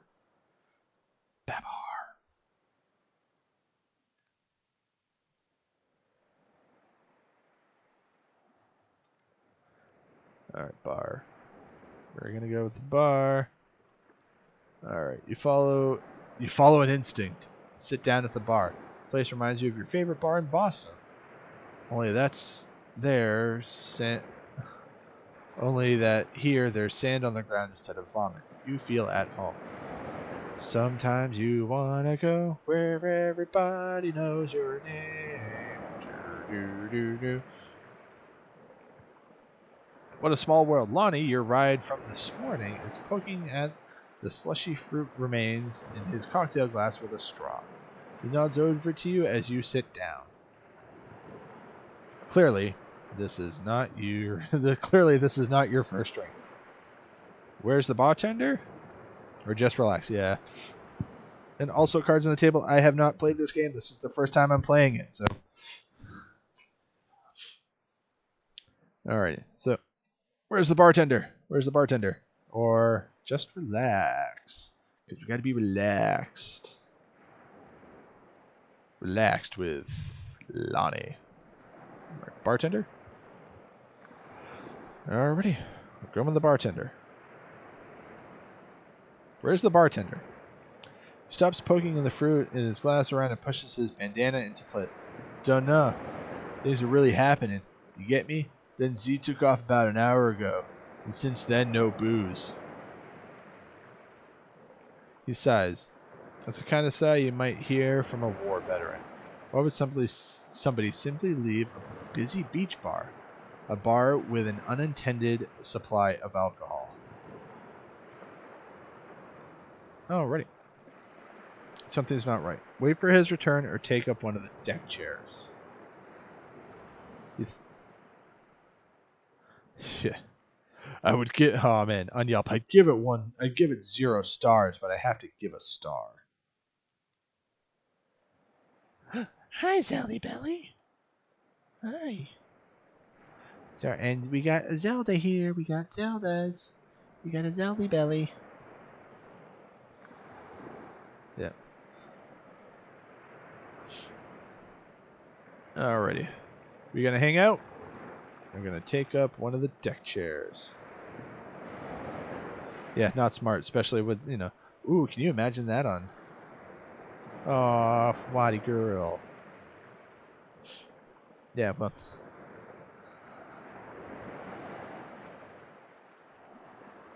Deck chairs. Alrighty. Yes, Auntie Waddy. Yes. Auntie Waddy wants to say. Auntie Watson wants to say hello to you, Zelda. Yeah. Yeah. Alright. Can you sit? Can you sit? Can you sit? Sit from. There's a naked girl. Yeah. Oh, let's see if I can grab the camera here. Hi, Zelbel. Hi, Paw. Oh no, you get kisses. Okay. Yeah, kisses. Yeah. Pardon the mess, but there we go. And look at the camera. See, you're on the interwebs. You're on the interwebs. Yeah, good girls. There we go. Yes, hi, Sally. Yeah, good girls. Yeah, good girls. Yeah. Alrighty, deck chairs it is. Can't hurt just to rest for a moment. It means you'll be able to resume your mission of full energy, or whatever. Most of the chairs are free. All offer excellent views. Petition for a Zelda cam. Yeah. Yeah, I'll take donations. All offer excellent views of the sea and increasingly cloudy horizon. You're spoilt of choice. Roll. Of course, you're going over to where the other tourists are, or to somewhere more private. Alrighty. Alrighty. Although we kind of want to get more information. Yeah. Oh, hi, Zelda. Oh. Although having a Zelda cam, she doesn't really hang out with me as much with the stream. So she usually hangs out with the mamas. Yeah, you hang out with mama, don't you? Yeah. Pa? Nope. You're just gonna continue. Alrighty. So, ooh. I want to be where the people are. Alrighty. See the other tourists. You want to be where the people are, Zelbel? Want to be where people are, huh? Oh. Tourists. Haha. Why not? Be able to learn their language if you spend some time with them. One of the families you've already noticed a few times today. Happily chatting parents who are constantly eating, and their chronically bad-tempered children. Tourists through and through. 4 are hard to miss with their loud chatter and tasteless tourist outfit. They settle down on the deck chairs, sipping some soft drinks. You clear your throat, and the intentional sign of, hello there, I'd like to say something. Oops, let's fix my camera a bit. There we go. Now we get to spend a few hours. There we go. What are we going to ask them? I'm looking for a girl. To know what these cages are for. Nothing, to hell with them.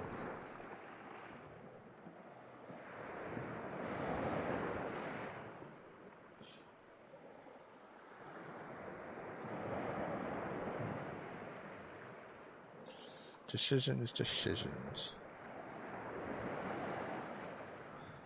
Girl? Alrighty. We gotta vote for a girl. Alrighty. I'm looking for a girl, you say, and show them the photo of Tabitha. Parents bend forward and squint in order to see the little face better. Nope, sorry, the father says, and goes back to sipping his fruit juice.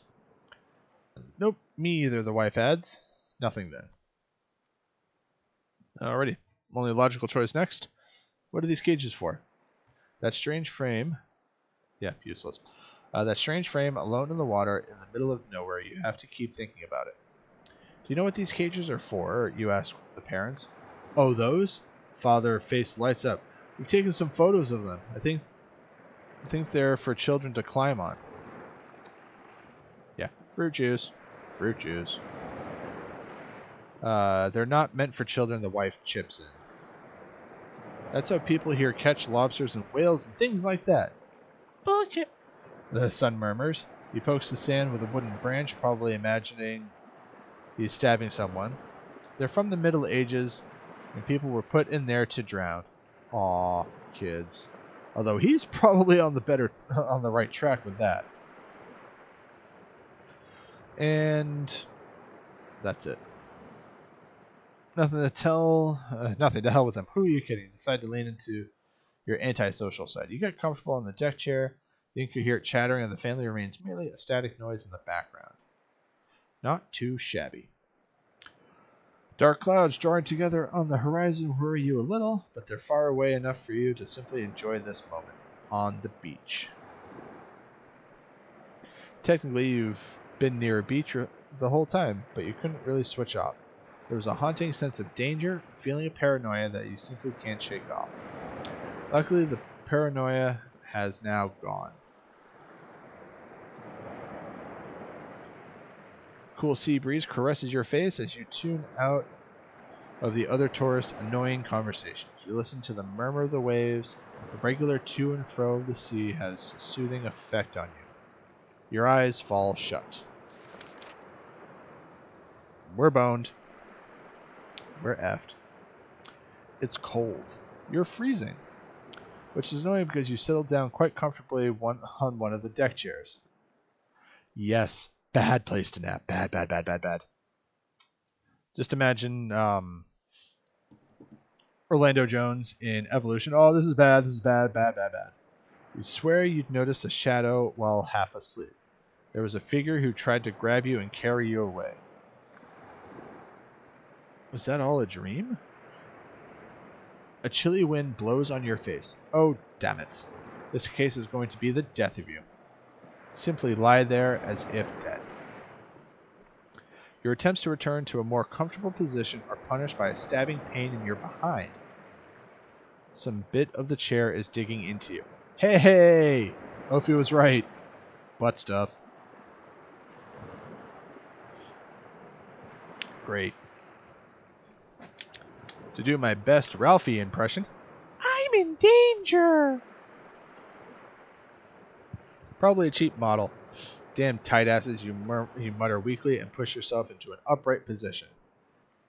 The sun is now set and all other holiday makers are gone. Instead of freezing their ass off, they're probably sitting in a warm hotel by now. The moon illuminates the beach and the waves shimmer in this eerie green glow. Green? Nature is fascinating!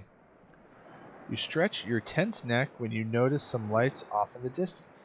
Night has fallen, and with each passing minute it seems to get chillier.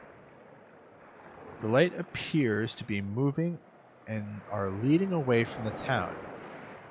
You wonder whether you should take a closer look at the spectacle or go to your warm hotel.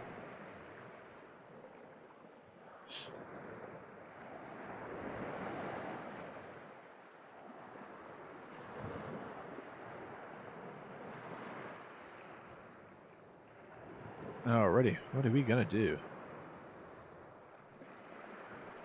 Hey Rito, we're gonna go to the lights? Go to the lights? Go to the lights. Alrighty. Prepare for one of those endings coming up.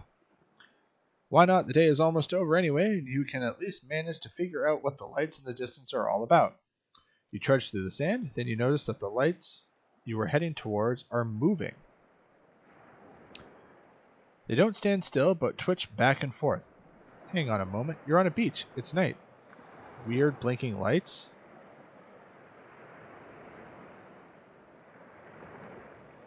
Alrighty. A rave?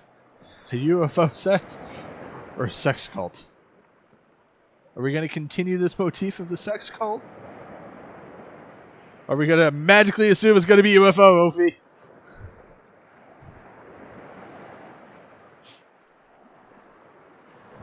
Sexy cult, yep, sorry.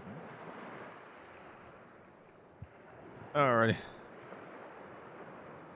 Sometimes it's not always aliens. These perverts have no respect for anything. The nudist zone must be further along the beach, and they're now getting started. Somebody ought to tell them off.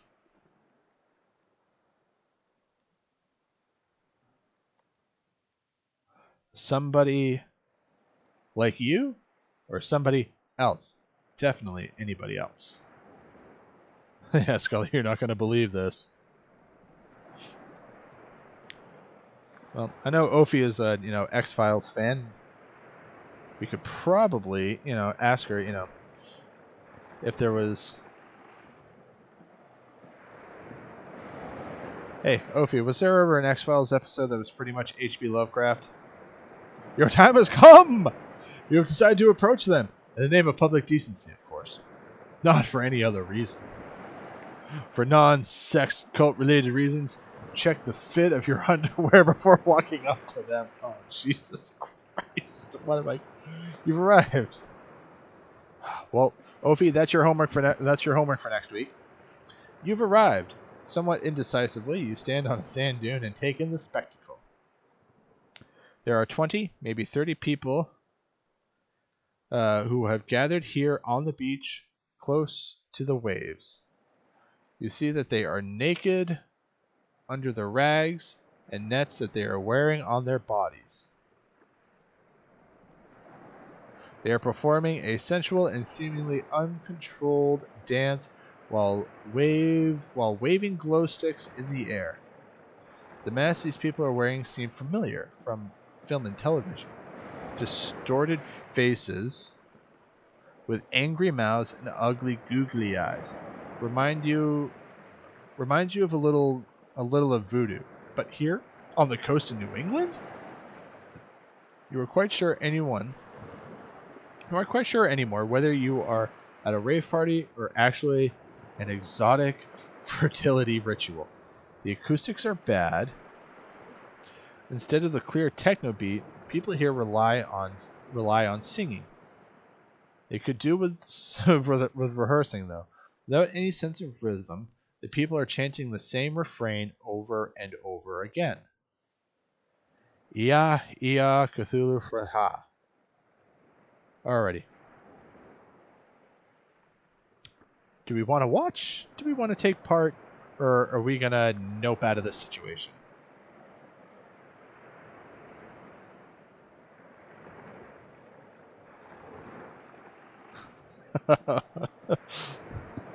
I've got my notepad. I can just imagine my character in game just doing this, just watching.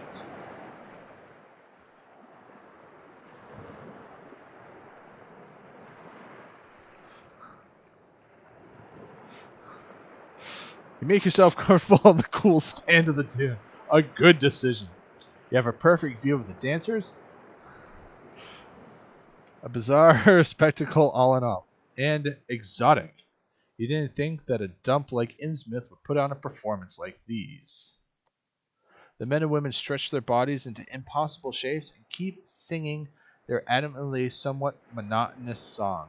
Ah, they're doing yoga too.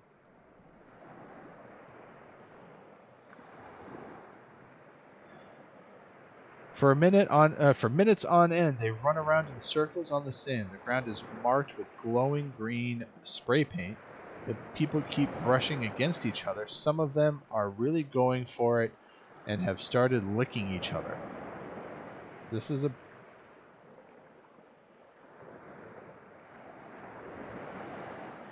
If you like pina colada, getting caught in the rain.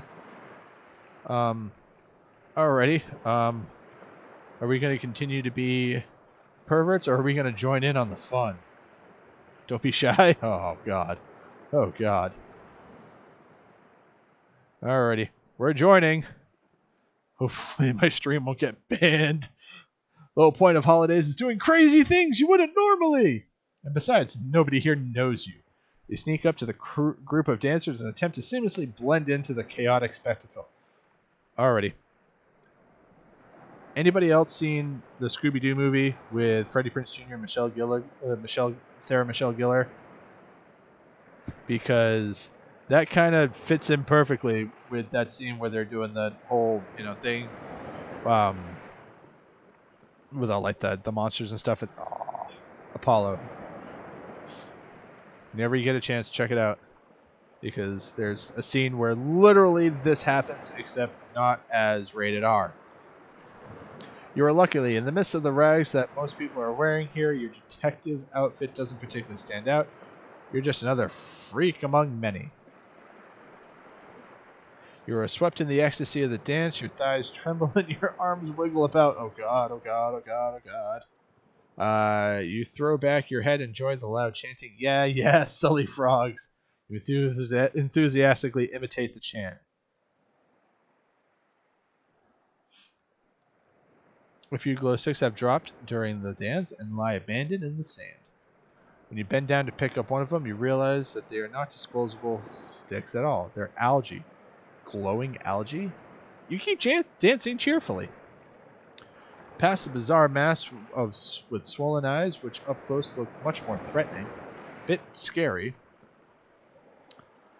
From a distance, this horror part of the show would have completely escaped you. The party seems to be shifting on to the next phase. The dancers have now stop their ecstatic movements and stand still with their outstretched arms facing the ocean. Silence. Complete silence, apart from a monotonous murmur of the waves.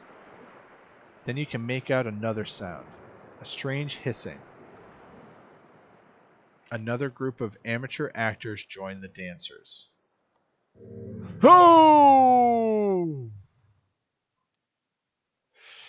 They come straight out of the water and wear costumes more suitable for Halloween than rave parties. Greenish scales cover their costumes. Or is it professional makeup? The scaly skin costumes look super real. The muscular, clumsy, and much more long arms end in a set of lifelike claws. The heads are a mixture of dumb-looking fish and a deadly grizzly. Nope. Whoever came up with this mask seriously needs to see a therapist. When the first masked creature reaches the group of dancers, you realize these guys must have seriously trained for this gig. All of them have bodies you can only get through years of hard physical training and guzzling down loads of steroids. Roids, not Ritz. Ritz, not roids. They're also stark naked. You tilt your head involuntarily. Some things on bodies are quite difficult to replicate, even with paper mache or plastic mold. You know this from your own Halloween craft endeavors. What costumes was I making? It is even more difficult to make these things move and react authentically. It takes a lot of willpower to tear your eyes away from the sight. The dance group seems to welcome the newcomers warmly. They mingle. Each of the costume giants seem to know exactly with whom they want to spend the evening. It does not take long, and every party guest is paired up with one of the fish creatures. You stand a little off to the side and watch as they explore each other's bodies, and they start to, what? Okay, this party is definitely X-rated, a brave choice for a tourist entertainment program. While you're still gasping for air indignantly, the couples are already rolling in the sand, groaning with pleasure. Only one of the costume giants has not yet found a partner. His milky eyes fall on you. He stalks over to you on his long legs. With one claw he points at you, then at himself. Guys? Guys? Well,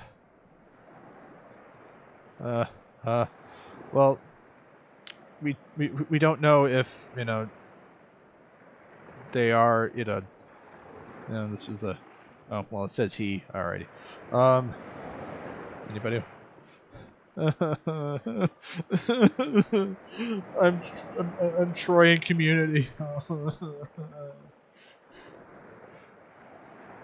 Why the hell not get over here? You say and open your arms. What follows is private and definitely not R-rated.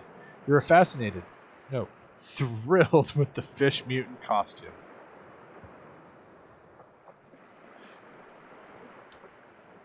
The thing you like best are universal sexual organs, the full lips and long tongue, the soft but deadly claws.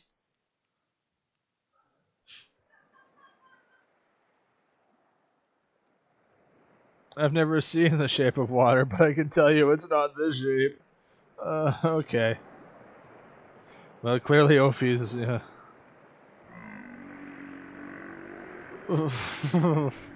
Bulging lips with the costume taste of salt and make you very thirsty. It could, of course, also be due to the fact that you are sweating and rolling around in the sand with this man. His long, thin tongue explores the it touches the back of your throat and really causes. Oh, yeah. Oh, it's ruined yours. That was wild. When the deed is done, you lie on the cool sand in your partner's enveloped embrace. All around you, other couples do the same. Together, you look up at the green hue of the starry sky. No words are needed. The man in the fish costume only makes hissing and bleeding sounds. And you have a deeper connection. This is rare. You feel at ease, maybe for the first time in your life. Time flies much too fast. The rave party is over. Most of the dancers from Innsmouth start walking back towards the harbor on shaky legs. And so your parting is near too. You try to give him your phone number, but he plays dumb, snarls, and shuffles towards the ocean. Just when you think you found someone with whom you can live out your animal instincts, this person decide to wordlessly disappear into the sea. Oh, man. You watch thoughtfully as his head disappears between the waves. Not 100% sure if you use this day to the fullest, considering the reason you actually came here. Neither are you sure who the guy and his friends were, and why they showed up in costumes to an orgy, and well, some other things also remain unclear. With a sigh, you pat the sand off your clothes and make your way to the hotel.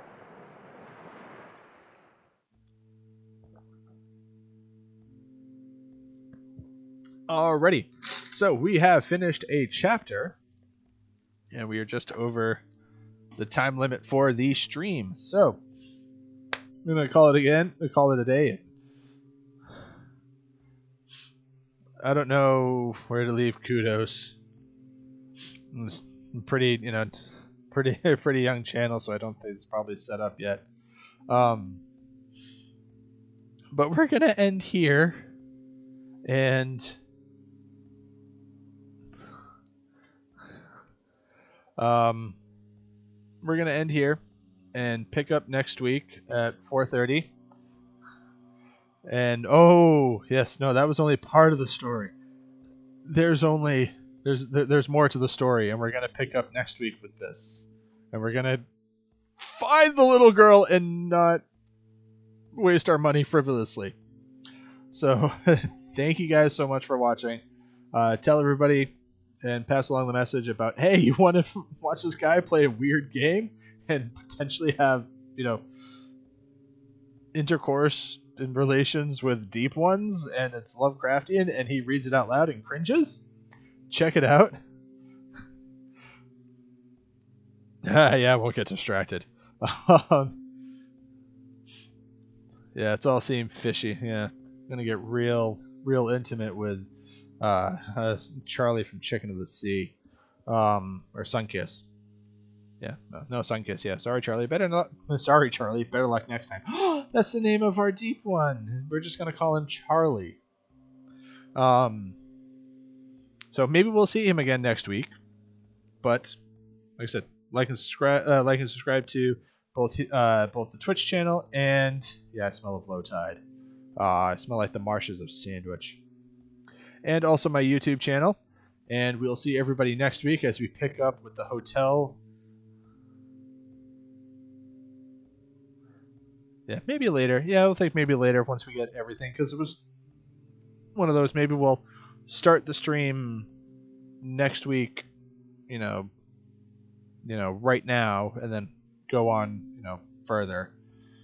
So this was just kind of, maybe a nice Sunday afternoon thing, but it might be Sunday evening thing. So take care as I try to do my sign off, and as Bill S. Preston Esquire once said, be excellent. to each other. See you later, everybody.